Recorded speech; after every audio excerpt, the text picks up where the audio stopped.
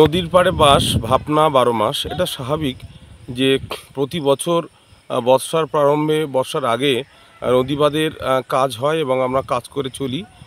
2021-22, 2022-23, 2023-24 তিনটি বছরে 100 দিনের কাজের টাকা বন্ধ হওয়ার কারণে নদীবাঁধের মেরামতি কাজ অনেকটা পিছিয়ে পড়েছে সুন্দরবনের প্রত্যেকটা দ্বীপ।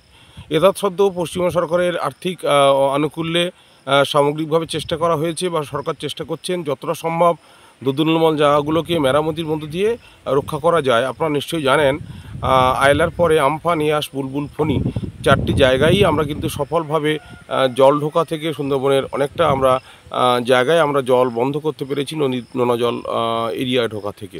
সেক্ষেত্রে এইটুকু বলবো যে আমরা এবছরও সেই ধরনের কাজ বিগত দিনে চলেছে এবং এবছরও চলছে, এবং যে কারণে যে কারণে আমরা নিশ্চিতভাবে জানি যে এবারও বর্ষাকালে যদি কোনো বিপর্যয় ঘটে সেই বিপর্যয় থেকে আমরা রক্ষা পাবো, সেই জন্য পশ্চিমবঙ্গ সরকার আমাদের সঙ্গে আছে। আচ্ছা, আপনারা তো এই নদীর পাড়ে থাকেন, তো প্রাকৃতিক দুর্যোগে বাঁধ ভাঙে? হ্যাঁ, একটা গ্রাম চলে গেছে নদীতে পুরো। ও, আর এখানে আয়লা ইয়াসের সময়?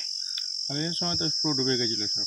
আচ্ছা, তা বারবার এরকম বাঁধ ভাঙলে ক্ষতি হয় তো? ক্ষতি হয়, একটা কংক্রিটের মাথায় স্যাংশন হয়েছে, আয়লা হয়েছিল তখনই সব জমি অধিগ্রহণ করেছে, জমি মালিকের টাকা পয়সা পেয়েছে, কিন্তু সে বাঁধ নেই। মানে কংক্রিট বাঁধ হয়নি? না, জমি মালিকের সব টাকা পেয়ে গেছে সব, কিন্তু বাঁধ নেই।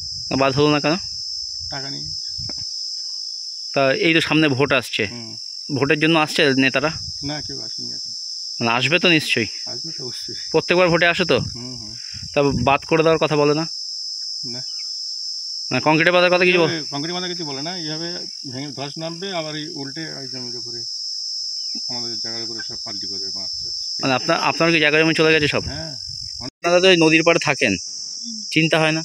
চিন্তা তো সব সারা জীবন, নদীর বাঁধ ভাঙছে, আবার কোনো রকম আছি ওইভাবে,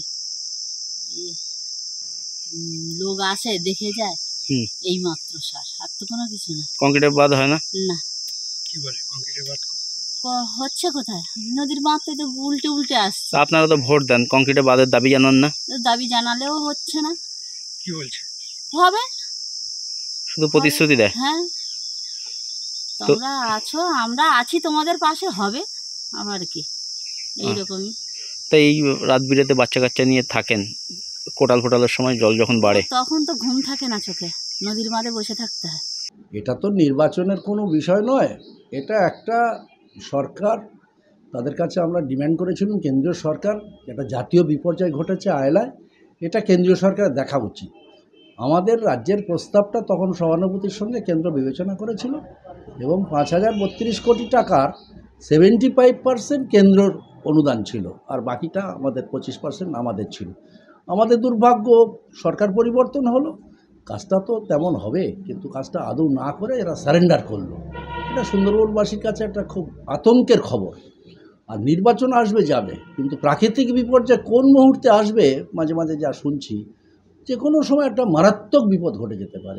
এই যে নদী বাঁধটা হলো না, যে কংক্রিটের বাঁধটা হলো না, তার জন্য কি দায়ী তৃণমূল সরকার, কি মনে করেন? একেবারে 100 ভাগ।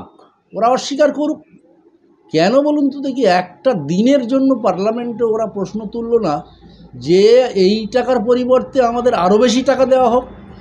এটা তো ফার্স্ট ফেজ ছিল, তারপরে সেকেন্ড ফেজের কাজটা করতে পারতো, টাকাটা খরচ না করে কেন ওরা সারেন্ডার করলো? কাজ করেনি, কোনো কাজ করেনি, মাত্র 100 কোটি টাকা খরচ করেছেন। এ কী করে? এটা কোনো কাজ বলে নাকি?